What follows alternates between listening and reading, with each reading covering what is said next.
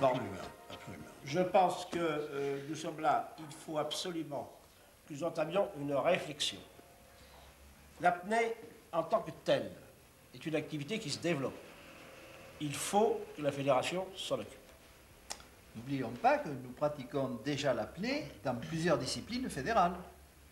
Bon, pour lui donner un cadre, elle pourrait dépendre de la commission de pêche sous-marine, puisque ces pratiques sont très proches. Oui, mais il s'agit d'une activité qui peut s'avérer très contraignante pour l'organisme. Dans ces conditions, il faut penser à la sécurité en priorité. Enseignons donc l'apnée, organisons les stages. Oui, c'est une bonne idée et ça permettra justement d'utiliser l'encadrement fédéral. Donc ça, nous savons faire. On peut profiter des graphes que nous avons déjà.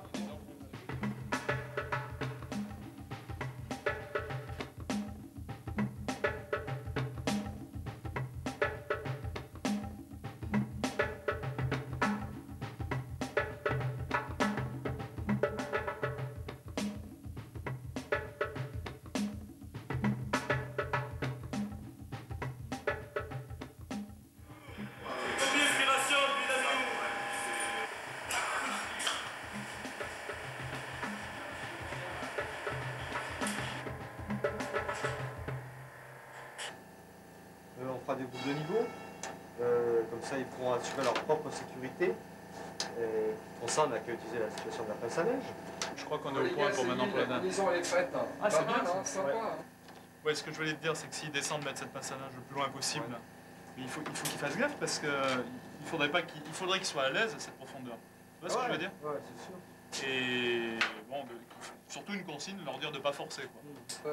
Claude, comment on fait pour qu'il s'agisse comme sur tous les ateliers? Comment on procède? Ben, c'est simple, il y a 4 groupes, on fait 4 situations, et puis on les fait tourner sur 4 demi-journées. On joue sur les 3 matinées alors.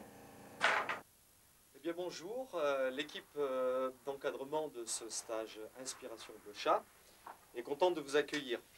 On vous rappelle principalement que les objectifs de ce stage sont une sensibilisation aux différentes techniques, facettes de l'apnée, essentiellement la technique du poids variable, dans laquelle le plongeur a sa descente assistée par un lest et remonte librement, voire assisté avec un ballon, et la technique de poids constant, dans laquelle le plongeur palme à la descente et à la remontée.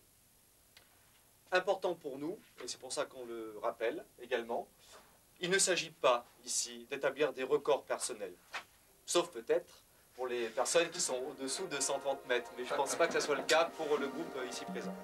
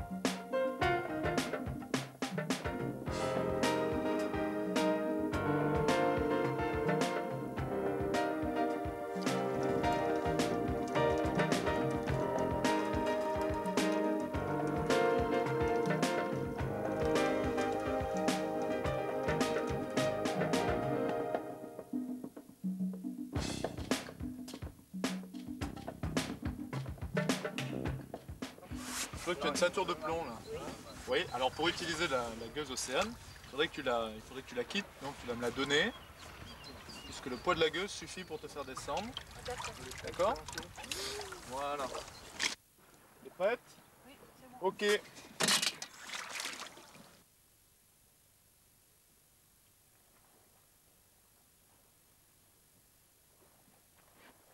Fais attention à la surface que représentent les bateaux. D'accord? D'accord.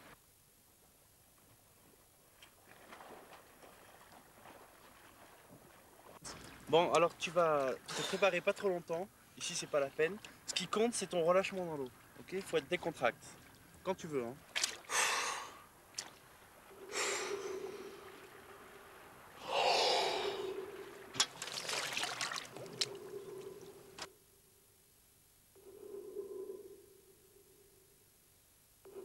Toi, tu t'occupes donc de suivre la gueule. Okay. Arrivez en bas, vous avez peut-être votre moniteur, vous faites ici OK, tout va bien, vous écartez à ce moment-là de la gueuse, et vous remontez vers la surface, toujours loin de la gueuse, et vous regardez si possible vers moi en faisant aussi le pied.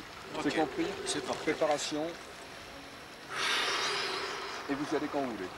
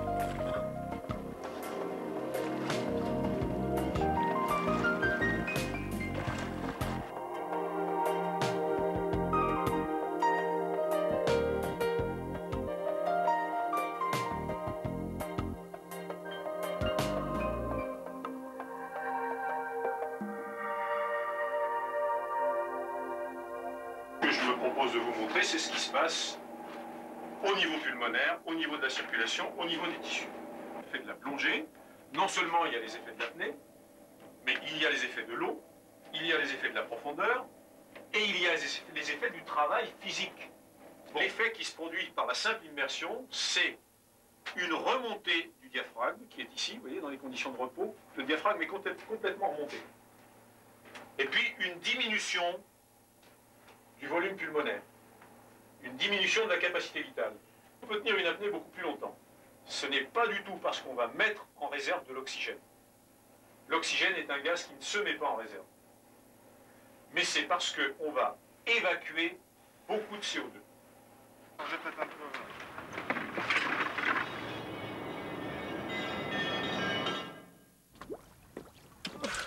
Ok, c'est bon. Vous pouvez lâcher. Vas-y. Tu vas faire donc ta troisième descente. Hein, tu vas essayer de faire très attention, d'utiliser donc le frein. Et en même temps, tu fais attention aux oreilles. Hein. Tu forces pas sur les oreilles. Ok? Ok. Allez.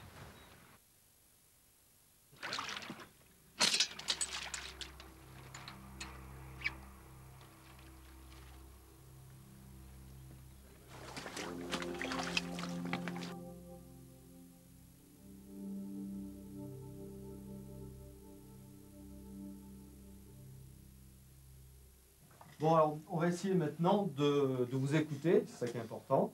Et s'il y en a qui ont des questions à poser sur un sujet ou un autre, matériel, tous les sujets sont possibles. Je voudrais savoir, Franck, si je me ventile trop longtemps, est-ce que je ne risque pas la syncope? Alors, je crois que c'est une bonne question, surtout par rapport à ce qu'on a vu cet après-midi et ce qu'on a fait pendant le stage. Il y a deux principes fondamentaux qu'on pourrait retenir, à savoir l'économie et le relâchement. Si on devait définir une durée optimale de préparation, on pourrait dire 1 minute maximum, en privilégiant en plus de cela une ventilation plutôt axée sur la partie ventrale et abdominale, et bien entendu une respiration plutôt lente. Si mon stage est plus important, est-ce que j'ai des chances de descendre plus profond? Oui, c'est le point le plus important au niveau du poids constant. les plongeurs, ils mettent un gros lest, et puis finalement, arrivés en bas, ils se disent facile, etc. Et ce qu'ils oublient, c'est qu'il y a la remontée. Donc, on va se donner une règle. D'abord, au niveau de la philosophie, on se laisse toujours léger. Et puis, écoutez bien, la règle un peu compliquée qu'on va essayer de retenir, c'est lestage ou flottabilité nulle à demi-profondeur maximale atteinte. C'est-à-dire que vous allez à 20 mètres, et bien à 10 mètres, sans bouger, vous devez commencer un petit peu à remonter. Ceux qui font un canard et à 3 mètres de profondeur, ils commencent à couler comme une pierre, je ne vous explique pas le problème qu'il va y avoir.